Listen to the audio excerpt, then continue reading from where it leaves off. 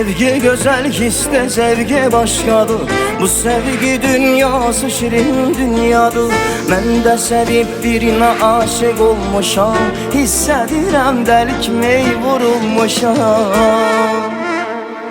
Sevdiğim insan o kadar güzeldi, mənə xoşbəxtlik onunla geldi. Yüreğim bir tek seviptir onu, ömrümün olsun onunla sonu. Onu düşünen seven yüreğim var benim, şükürler olsun meleğim var benim.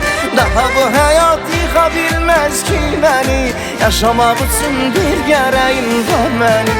Onu düşünen seven yüreğim var benim, şükürler olsun meleğim var benim. Daha bu hayat yıkabilmez ki beni, yaşamak için bir gereğim var benim.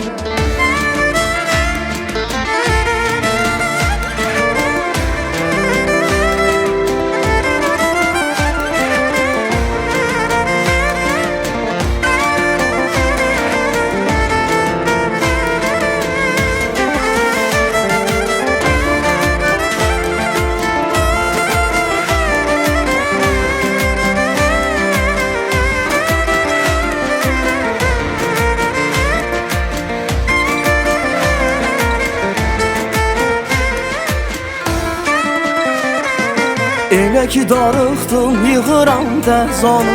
Canım deyir il çaçanda dərq onu. Nazınla oyun oyur qeydimə qalır.